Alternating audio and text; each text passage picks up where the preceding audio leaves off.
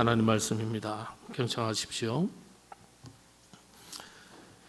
여호와께서 시온의 포로를 돌려보내실 때에 우리는 꿈꾸는 것 같았도다. 그때에 우리 입에는 웃음이 가득하고 우리 혀에는 찬양이 찼었도다.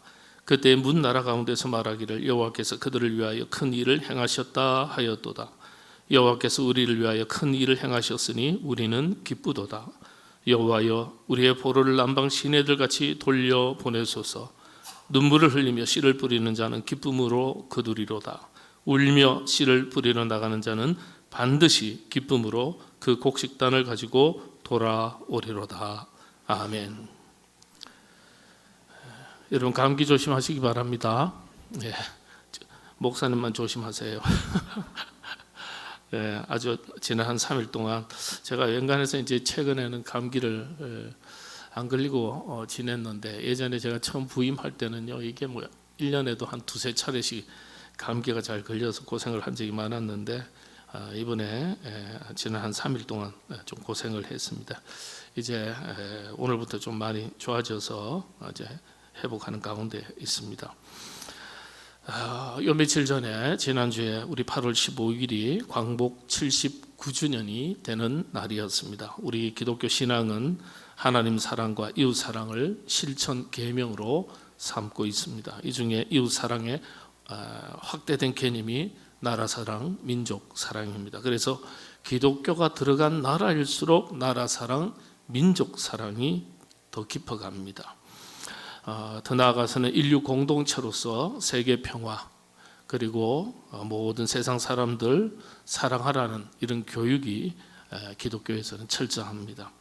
이런 철저한 공동체 의식은요, 기독교 신앙이 가지는 특징 중에 특징이다, 이렇게 말씀드릴 수 있습니다. 역사에는 마침표가 없다. 독일 메르켈 전 총리의 말입니다. 역사에는 마침표가 없다. 나치와 히틀러에 의해서 고통당하고 희생당한 여러 나라와 국민들에게 사죄를 하면서 그들이 이제 그만이라고 말할 때까지 용서를 거듭거듭 구하는 것이 진정한 사죄다, 이렇게 설명을 덧붙였습니다. 일본은 가까운 이웃이라고 말하지만 이게 잘 안 되는 것 같아요. 특별히 역사인식과 그리고 말과 행동이 일치하는 그런 사죄가 필요한데, 이런 문제에 대해서 신뢰하기가 좀 어려운 것 같습니다. 뭐 간단하게 사죄 한번 하고 그 숫자가 얼마 되겠습니까? 정말 우리가 가까운 이웃 나라에 이런 피해를 주고 고통을 준 것 진심으로 사과하고, 또 다시는 이런 일이 없도록 우리가 서로 사이좋게 지내자. 그러면 누가 그걸 반대하겠습니까? 근데 진정한 사과가 잘 안 돼요. 위안부 문제는 정말 이 한반도 역사에, 우리 민족 역사에 치욕적이고 고통스러운 역사의 한 단면입니다. 일본 공식 문서에 기록된 숫자만도 20여만 명이 조금 넘습니다. 이런 비극의 역사가 여러분 일제시대 때 한 번 있었던 것으로 알면 잘못 아시는 겁니다. 임진왜란 때도요, 우리의 수많은 도공과 아내자들이 일본에 끌려갔었고요, 그 종노릇했습니다.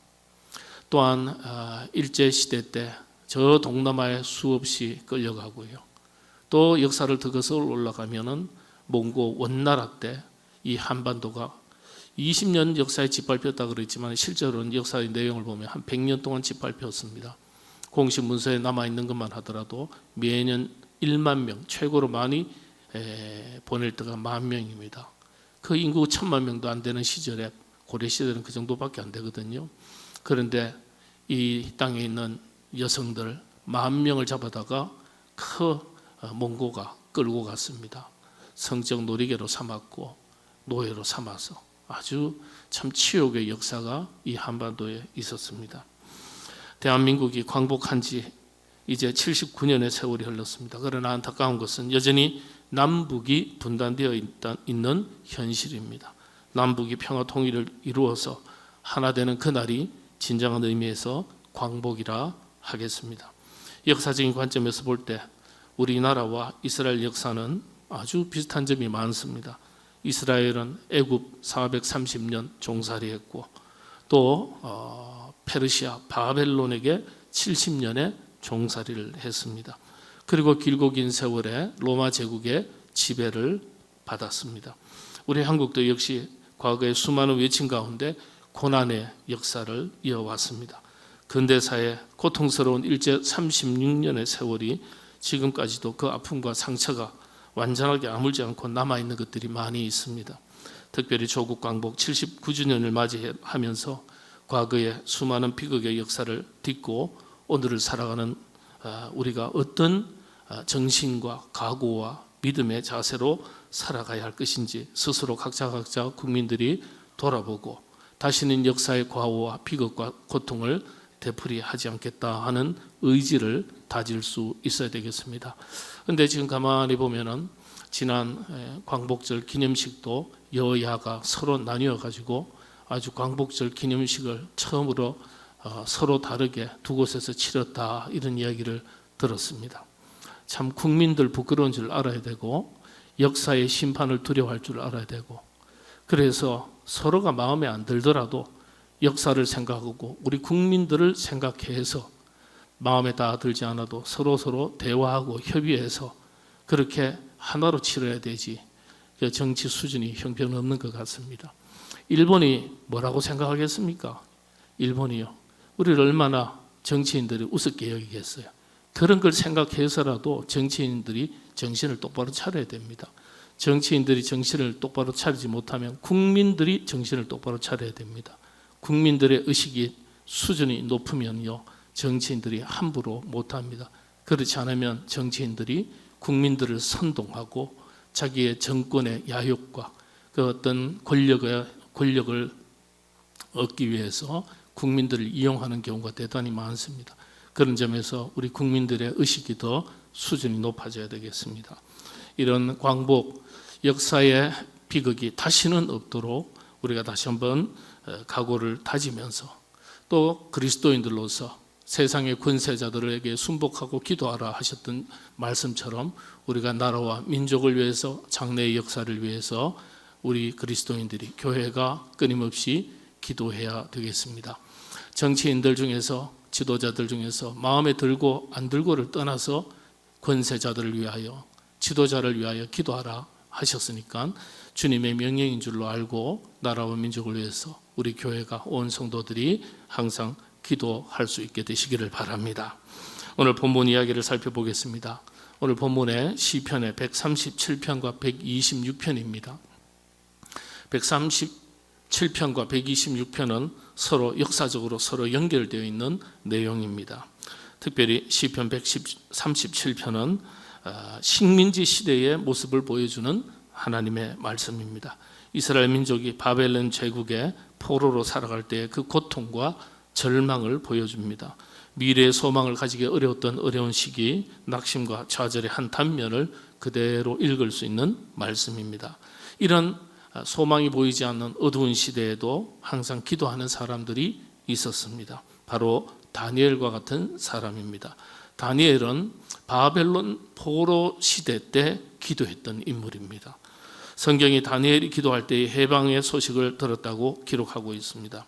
그래서 나라와 민족이 어려울 때 그리스도인들이 가장 먼저 해야 될 일 중에 하나가 마음을 모아서 함께 기도하는 것입니다. 바벨론 제국에 짓밟힌 뒤에 바벨론 수도에 끌려갔던 백성들이 얼마나 탄식하면서 하나님을 향해 울면서 부르짖었던지 137편에 잘 기록되어 있습니다. 1절을 한번 보시겠습니다. 우리로 말씀을 드리면 일본군 앞에 짓밟히고 신음했던 우리 선조들처럼 그런 시절에 바벨론 포로로 끌려갔던 이스라엘 백성들이 그 마음속에 한과 슬픔을 어떻게 읊었냐. 1절입니다. 같이 한 목소리로 봉독합니다. 우리가 바벨론의 여러 강변 거기에 앉아서 시온을 기억하며 울었도다. 자기 나라를 짓밟고 포로로 끌고 간 그 나라 수도죠. 바벨론 강가에 앉아서 고향 예루살렘 땅 시온을 향해서 눈물을 흘렸다. 이게 사실은 시편 137편은 찬양 아닙니까? 시라고 말하지 않습니까? 노래입니다. 그런데 이게 슬픈 노래예요. 슬픈 노래. 네. 우리식으로 말하면 우리 일제시대 때 일본에만 끌려간 게 아닙니다. 저 동남아의 이름 모를 작은 나라 그런 오지에도요 우리 한국 사람이 다 끌려가서 2차 세계대전에 큰 허황된 이 일본의 야욕에 희생당한 사람들이 많습니다. 그곳에 끌려가 가지고요 하루 종일 이용당하고 저녁에는 집에 돌아서 숙소에 돌아와서 쉬면서 고향 땅 가족들, 그리운 가족들 이 생각하다가 울면서 노래했던 게 아리랑이에요. 그 아리랑은 우리만 아는 게 아니라 지금도 연세 많으신 분들 중에서 그 나라 사람들이요 저 조선 땅에서 한반도에서 일제시대 때 끌려왔던 한국 사람들이 저녁 되면 자기들끼리 노래 부르는데 이런 노래를 불렀다. 그렇게 아리랑 노래를 그 사람들이 기억하고 있어요. 예, 그런 일들이 TV에도 소개가 되었습니다. 제가 이 시편을 요즘 말로 조금 고쳐서 읽겠습니다. 6절 말씀이죠. 6절 시편 137편 6절 한번 같이 읽겠습니다. 6절 내가 예루살렘을 기억하지 아니하거나 내가 가장 즐거워하는 것보다 더 즐거워하지 아니할진대 내 혀가 내 입천장에 붙을지로다. 내가 예루살렘을 두고 온 고국을 잊어버리거나 고향 땅을 즐거워하는 것보다 다른 것을 더 즐거워하게 되면 이 포로된 땅에서 다른 데 낙을 붙이고 기쁨으로 삼고 산다면 내 혓바닥이 입천장에 붙어버릴 것이다. 그런 뜻입니다. 아주 그 포로 생활 짓밟히던 생활에 백성들의 기가 막힌 탄식을 지금 읽을 수 있습니다. 만주 벌판에 이국 땅에서 독립운동하던 투사들, 그리고 사도 광산에 끌려갔던 노동자들, 위안부로 끌려갔던 여성들이 이런 마음으로 노래를 했겠죠. 아리랑을 불렀겠죠. 그러니까 역사의 과오에 대해서, 역사의 비극에 대해서 여러분들 왜 너희가 사고 안 하냐? 진정한 사고가 없다. 백날 해봐야 소용없습니다. 그 사람들이 안 하는 거 어떻게 목을 비틀겠습니까? 우리가 힘이 있어야 돼요. 우리가 힘이 있으면 머리 숙이게 돼 있어요. 그러니까 그런 줄 알고 우리끼리 헐뜯고 물면서 그렇게 살면 안 되고 정치하면 안 되는 거예요. 동서남북으로 온통 갈라져 가지고 그렇게 싸우면 안 되는 거죠. 우리가 마음에 안 들어도 역사의 과거를 다시는 되풀이하지 않겠다. 이런 의식을 가지고 우리가 힘이 있으면요, 여러분들 우리를 조롱하고 우리를 손가락질했던 나라들도요 우리를 부러워하게 마련입니다. 지금 그렇지 않습니까? 저 필리핀이나 베트남 한국의 대통령이 쌀 구러 갔어요. 쌀 빌리러 갔어요. 그랬더니 필리핀의 마르코스 대통령은 만나주지도 않았어요. 대통령을요. 가난한 나라에서 별 볼 일 없는데 쌀 빌리러 온다고 만나주지도 않았어요. 필리핀도 마찬가지고요. 베트남도 마찬가지고요. 그런 모욕이 어디 있습니까? 그런데 지금요 어떻습니까? 6.25 전쟁 직후에 필리핀은 국민소득 80달러였어요. 800달러. 우리 한국은 80달러예요. 10배나 잘 살았어요. 그런데 지금은요 우리가 10배나 더 잘 살아요. 동남아를 한번 가보십시오. 한국 그러면은 모두가 부러워합니다. 모두가 한국 살아 그러면 잘해줍니다. 인식이 틀려요. 한국 사람입니까? 당신은 중국 사람입니까? 그럼 한국 사람이라 그러면 태도가 달라요. 얼마나 부러워하고 한국을 좋아하고 한국을 와보고 싶어하고 아메리칸 드림이 있었듯이 코리안 드림이 있는 거예요. 한국어 학원에 다니고 어떻게든지 한국에 조금이라도 일자리에 취업해보고 싶어서 그렇게 줄을 섭니다. 그러니까 얼마나 참 자랑스러운 나라입니까? GDP 대비 전 세계에서 12번째 가는 나라입니다. 경제 규모가 12번째입니다. 경제 규모가. 세상에 잿더미에서 갈기갈기 찢겼던 이 나라에서 100년 만에 이런 엄청난 성장이 발전이 이루어진 겁니다. 그러니까 우리가 그런 걸 생각해서라도 앞으로 다시는 역사의 과오를 되풀이하지 않겠다. 우리 후손들에게 더 좋은 나라, 힘 있는 나라를 물려주고 세계 평화를 위해서 인류 공존을 위해서 이 대한민국이 훌륭하게 쓰임받는 나라가 되도록 해야 되겠다 하고 우리가 그런 의식을 잘 다지고 이 나라를 지도자들은 바르게 이끌어가고 국민들도 그런 의식을 가지고 각자 열심히 살아야 되겠죠. 그런 점에서 조금 부족한 점이 있지만은 그래도 우리 한국이 저력이 있다 생각하기 때문에 잘 될 것이라 생각합니다. 그런 시절에 생각했던 사람들이 무릎을 꿇고 이 바벨론 포로 세월이죠. 뭘 했냐? 다니엘서 9장에 보면 다니엘이 하늘을 우러러 기도했던 기도문이 나옵니다. 그게 9장 3절이에요. 3절 한번 같이 읽겠습니다. 내가 금식하며 베옷을 입고 죄를 덮어쓰고 주 하나님께 기도하며 간구하기를 결심하고 잿더미에 앉아서 금식하고 지금 기도하는 겁니다. 그리고 19절입니다. 19절 주여 들으소서 주여 용서하소서 주여 귀를 기울이시고 행하소서 지체하지 마옵소서 나의 하나님이여 주 자신을 위하여 하시옵소서. 주님 용서하시고 우리의 기도를 들어주십시오. 해방시켜 주십시오. 우리는 지금 해방이라는 이 단어에 피부에 와닿는 느낌이 별로 없습니다. 그런데 고통당하고 핍박당하고 자유롭지 못하고 그런 시절을 보냈던 분들은요, 이 해방, 조국의 자유화 이런 건요 피부에 와닿죠. 피부에 와닿아요. 다니엘이 무릎을 꿇고 잿더미에 앉아서 죄를 뒤집어 쓰고 기도하는 겁니다. 그렇게 하니까 하나님께서 이스라엘 백성들에게 해방을, 광복을 허락하셨습니다. 20절 말씀이죠. 같이 읽겠습니다. 내가 이같이 말하여 기도하며 내 죄와 내 백성 이스라엘의 죄를 자복하고 내 하나님의 거룩한 산을 위하여 내 하나님 여호와 앞에 간구할 때에 23절입니다. 곧 네가 기도를 시작할 점에 명령이 내렸으므로 이제 내게 알리러 왔느니라. 너는 크게 은총을 입은 자라. 그런즉 너는 이 일을 생각하고 그 환상을 깨달을지니라. 명령이 내렸으므로 이스라엘 백성들은 너희 고향 땅으로 가라. 이제는 자유다, 광복이다, 해방이다. 고레스 칙령이죠. 고레스 왕이 어느 날 갑자기 이스라엘 백성들은 고향 땅으로 가라. 해방이다, 자유다. 그러니까 뭐 얼마나 기쁘겠습니까? 70년 포로 생활에 갑작스럽게 해방이 된 겁니다. 그래서 70년 만에 페르시아, 바벨론이죠. 고레스 왕 때 해방이 됐는데 얼마나 기쁘겠어요. 고향으로 그래서 돌아오면서 너무 기뻐서 감사해서 노래를 하는데 그 노래가 시편 126편입니다. 137편은 식민지 시절의 그 고통과 그 슬픔을 노래한 시편이고 시편 126편은 해방을 맞이해서 고향으로 돌아올 때 너무도 감격하고 너무도 기뻐서 하나님 앞에 찬양하는 시입니다. 이 시편이 서로 비교가 되는 거죠.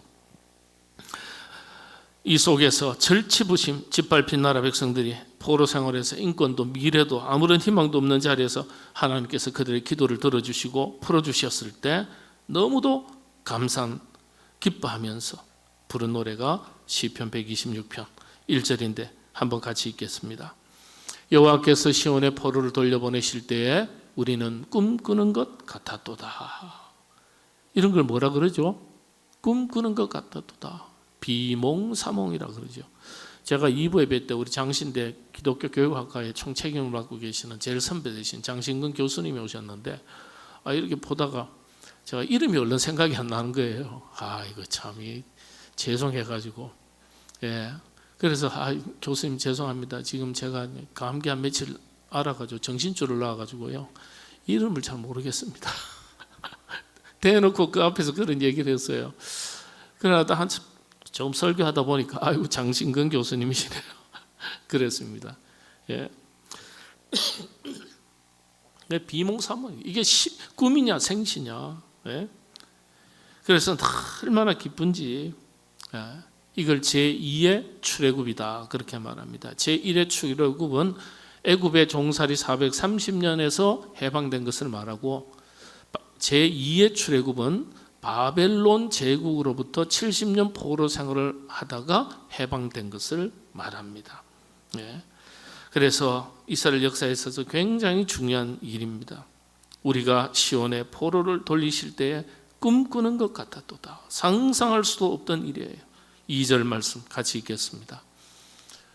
그때 우리 입에는 웃음이 가득하고 우리 혀에는 찬양이 찼었도다. 그때 문나라 가운데서 말하기를 여호와께서 그들을 위하여 큰 일을 행하셨다 하였도다. 큰 일, 대사, 자유케 하시는 하나님의 은혜, 광복을 맞이하게 해주신 하나님의 은혜죠.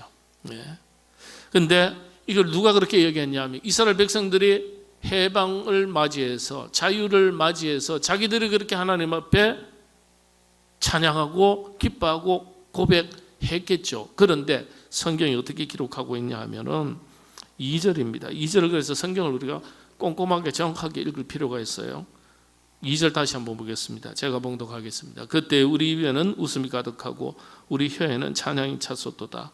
그때 문 나라 가운데서 말하기를 여호와께서 그들을 위하여 큰 일을 행하셨다 하였도다. 이게 무슨 뜻인지 아시면 원문에는 이스라엘 백성이 아니라 문 나라 주변에 있는 여러 다른 백성들, 이방 족속들이 보고서 이스라엘 백성들을 보고서 저 이스라엘 백성들이 저 종살이하고 노예 생활하는 사람인데 해방을 맞이해서 고향 땅으로 돌아가게 됐네. 알고 보니까 맨날 기도하더니 이스라엘 백성들이 그 민족들이 섬기는 여호와 하나님, 야훼 하나님이 정말 대단한 하나님인가 보다. 저렇게 자기 백성을 날마다 기도하니까 자기 백성들의 기도를 들으시고 자유를 주셨네. 고향 땅을 돌아가게 하셨네. 이방 사람들이 그렇게 얘기한다는 거예요. 이방 사람들이. 참 대단한 거죠. 어느 날 그런데 이 일이 갑자기 생긴 겁니다. 뭐 준비하고 이런 게 없었어요. 대비하고 계획을 짠 게 없었어요. 어느 날 갑자기. 여러분 우리 일제 36년 동안 집발뼈 있다가 어느 날 갑자기 해방된 것 아닙니까? 물론 독립투사가 저 만주 벌판에서 일본 본토를 침략하기 위해서 공격하기 위해서 준비하고 있었습니다. 날짜도 어간 대략 잡기도 하고요. 그러다가 미국에 원자폭탄을 맞는 바람에 일본이 먼저 항복을 빨리 한 겁니다. 우리나라도 준비를 하고 있었습니다만은 미국이 원자폭탄을 터뜨릴 줄 어떻게 알았겠어요? 그리고 두 손 두 발 그렇게 빨리 들 줄을 어떻게 알았겠어요? 어느 날 우리식으로 말하면 성경대로 어느 날 갑자기 이런 일이 이루어진 거예요. 여러분 세계 역사를 보면 이런 일들이 굉장히 많습니다. 여러분 가까운 역사에 독일 서독과 동독이 어떻게 통일이 됐습니까? 통일을 위해서 여러모로 준비도 하고 다 했겠지만은 그렇지 않죠. 어느 날 갑자기 동독과 서독과 동독 사이에 있던 그 담들이 허물어지고요. 동서독이 서독과 동독이 통일이 된 거예요. 어느 날 하늘에 하나님께서 하나님의 때에 그렇게 하나님의 역사를 이루시는 거예요. 그런데 그걸 경험하는 일반 백성들은 이게 꿈이냐 생시냐 이렇게 노래하는 겁니다. 3절 4절 시편 120편 3절 4절 그 다음에 이런 일을 경험하면서 어떻게 고백합니까? 다시 한번 또 3절 4절 봉독하겠습니다. 여호와께서 우리를 위하여 큰 일을 행하셨으니 우리는 기쁘도다. 4절 여호와여 우리의 포로를 남방 시내들같이 돌려보내소서. 하나님 우리의 삶을 이제 회복시켜 주십시오. 무너진 우리의 삶의 기반이 다시금 일어서게 해 주십시오. 이제 자유케 해주셨으니 광복을 해방을 맞이하게 해주셨으니 고향 땅 돌아가면 잃어버린 가족도 다시 만나게 해주시고 황무지가 된 내 땅도 다시 잘 기경해서 옥토가 되게 해주시고 남방 시내들 같이 돌려주십시오. 회복시켜 주십시오. 그런 뜻입니다. 자, 그런데 그 다음이 정말 중요한 내용입니다. 오늘 말씀의 핵심이 5절 6절의 말씀인데요. 이제 기쁨으로 고향 땅으로 돌아오게 됩니다. 바로 그때, 이때가 참 중요해요. 다니엘과 같이 생각 있는 사람, 민족의 지도자들이 백성들에게 그렇게 권면하는 거예요. 그게 시편 126편 5절 6절 말씀인데 한번 같이 읽도록 하겠습니다. 5절 6절입니다. 시작합니다. 눈물을 흘리며 씨를 뿌리는 자는 기쁨으로 거두리로다. 울며 씨를 뿌리러 나가는 자는 반드시 기쁨으로 그 곡식단을 가지고 돌아오리로다. 참 이상하죠? 고향 땅으로 돌아가면 이런 날이 살아생전에 오기는 오는구나. 어느 날 갑자기 우리 하나님께서 우리에게 복을 주셨다. 자유케 해주셨다. 고향 땅으로 돌아가면 그동안 우리가 고생했던 거 생각해서 갈갈이 찢어졌던 흩어졌던 우리 가족들 빨리 불러 모아서 우리가 하나님 앞에 예배도 드리고 그리고 큰 잔치 한번 벌이자. 땅도 우리가 다 되찾게 됐으니까 떡 벌어지게 우리 한번 잔치 한번 치르자. 그랬을 법한데 그렇게 하지 않았어요. 지도자들이 이스라엘 백성들에게 뭐라고 촉구합니까? 다시는 역사의 비극을 되풀이하지 않도록 하기 위해서 어떻게 하자고요? 어떻게 하자고요? 씨를 뿌리자. 눈물로 씨를 뿌리자. 힘들어도 울면서 씨를 뿌리자.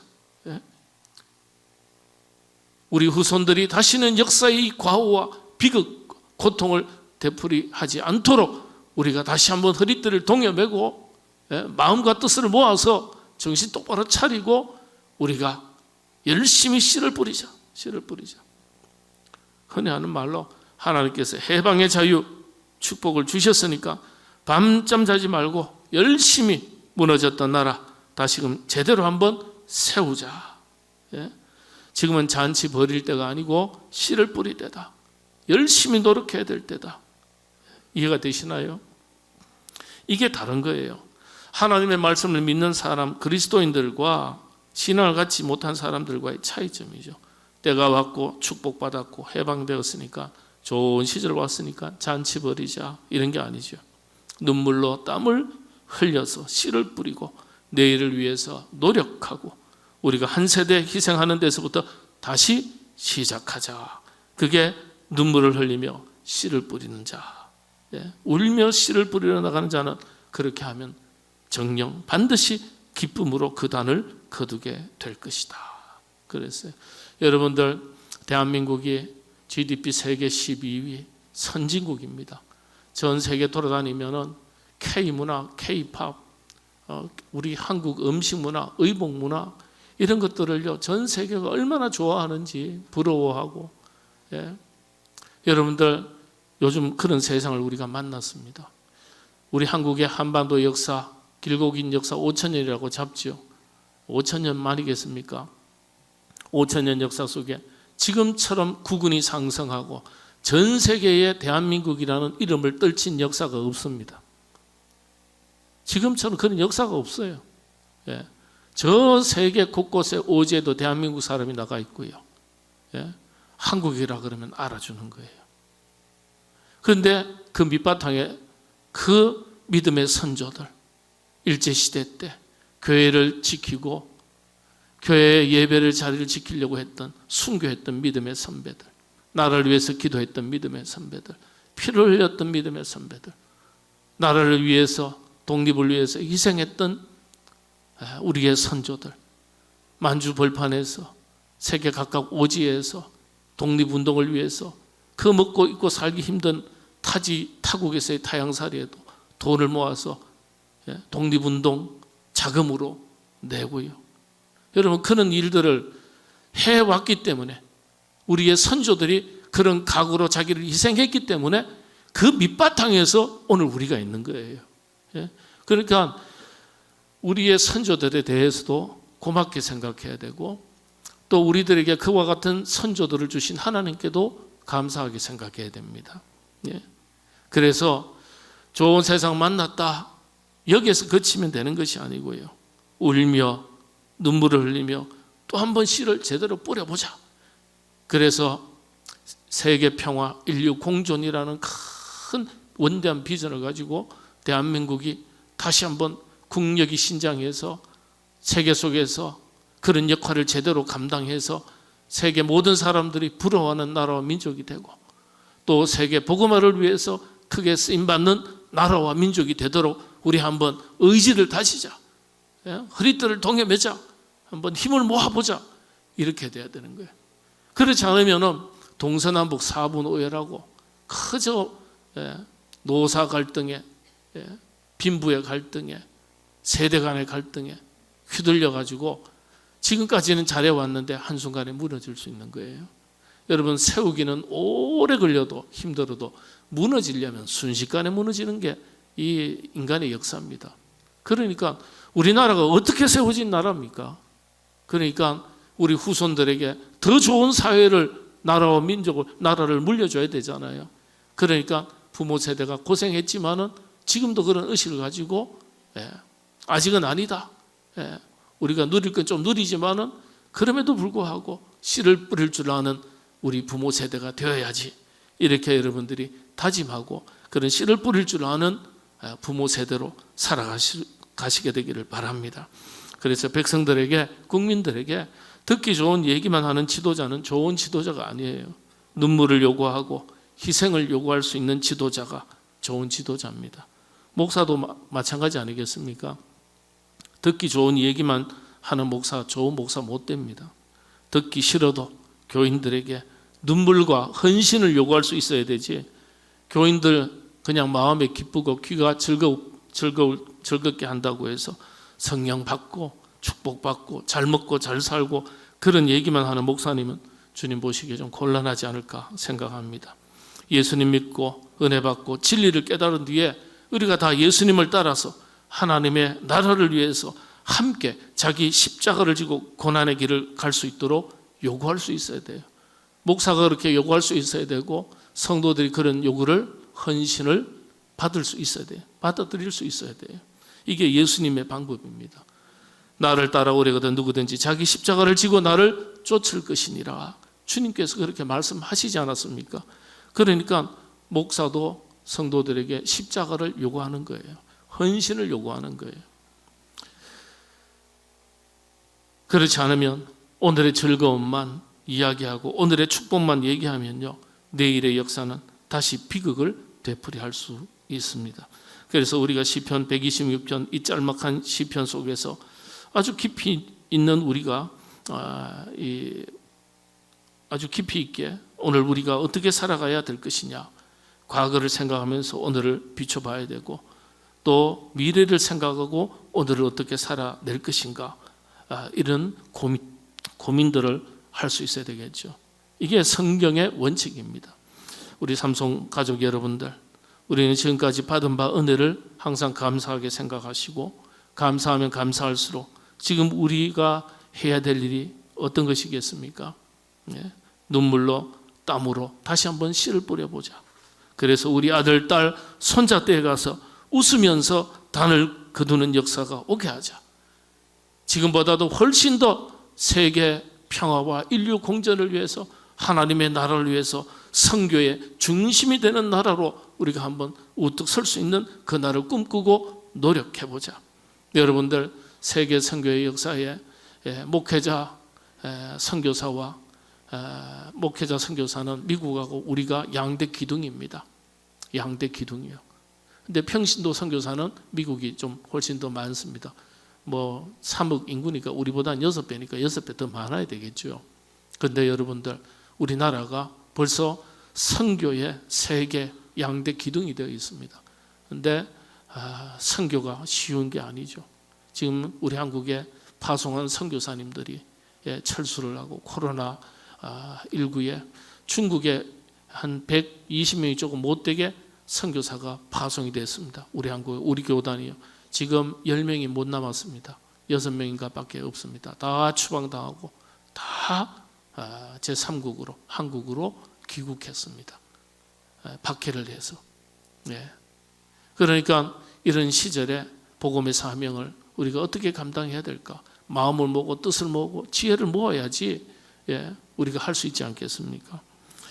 영적으로 보람 있는 일에 헌신하면서 사는 것이 참으로 귀하고 귀한 삶입니다. 여러분, 보람 있는 삶의 기준은요, 자기를 위해서 산 것은 보람 있다고 말하지 않아요. 노철학자 104세 되신 김영석 교수님의 그 이야기를 보면 자기가 평생을 100년을 살아보니까 자기 자신을 위해서 살았던 것은 보람으로 하나도 남지를 않더래요. 그런데 이웃을 위해서, 교회를 위해서, 타인을 위해서 살았던 삶은 보람으로 남더래요. 100년의 세월을 사셨던 노철학자의 이야기를 새겨들 필요가 있습니다.